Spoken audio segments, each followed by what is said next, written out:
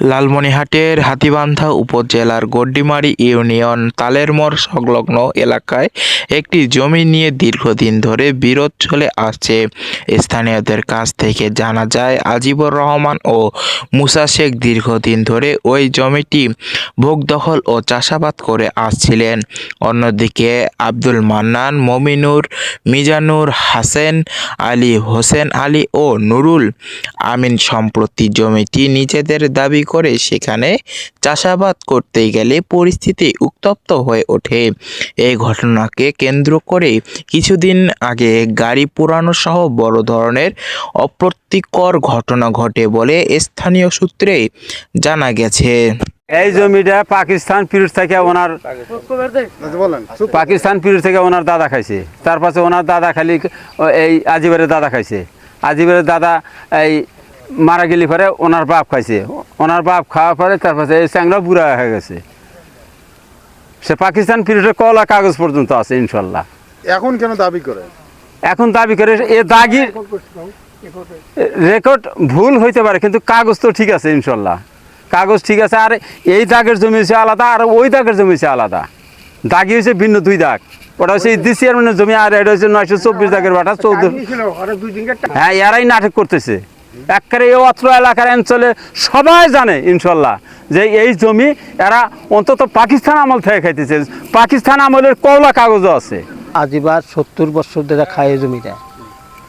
আজিবার ভোগ দখল করে খায়। এখন ওরা রেকর্ড মূল্যে ওরা জমি ডিসিয়ামের বেটার কাছে কিনে নিছে। হ্যাঁ, কিন্তু এই জমিটা কিন্তু আসল মূল্যে আজিবার খায়। আজিবার দখলও আছে, আজিবার কাগজও আছে, দলিলও আছে। এটা কোনো সমস্যা নাই। এখন সমস্যা ওরা জোরপূর্বকেরা বাড়ি করবার চায়।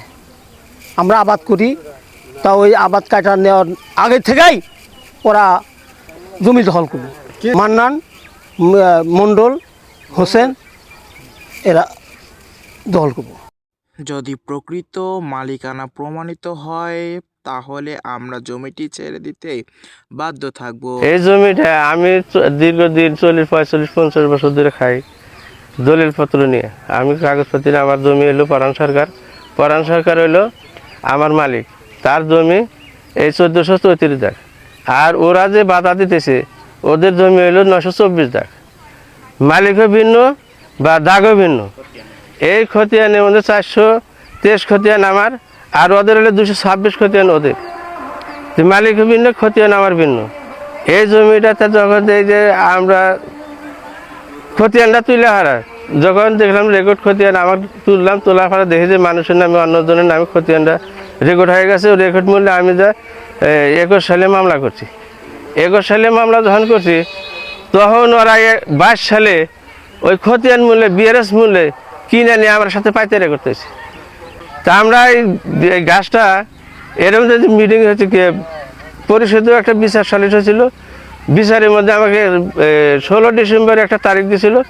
তারিখ অনুযায়ী আমরা করছি কি তারিখ হবো, এটা সময় নিল মহতরা। সময় নেওয়ার পরে আমরা 16 ডিসেম্বরে আমরা জানি যে বসাবসি করে একটা ফয়সলা হবে। মান্নান, হোসেন, হাসেন, হোসেন আলী আর মমিনুর আর হলো নুরুল আমিন, এরাই 6 জন নাটি ফাটা নিয়ে হেরা মানুষ নিয়ে এসে বাড়িতে বসে। আমার জমিতে আমি গাছ লাগাইছি।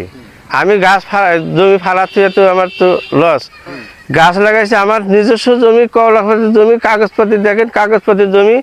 আমি গাছ লাগাইছি আমার ওই বিপদজনক হয় দেখে আমি গাছ লাগাইছি, জানি পরে জানি আমার বিপদজনক হয় না। ঠিক আছে, এই কারণে আমি গাছ লাগাইছি। আমি হাল দালো বামনা করি না, আমি গাছ লাগাইছি। গাছ আমি তবদির করবো, গাছ বড় করবো, গাছ 2টা টাকা আমি গাছে পাবো।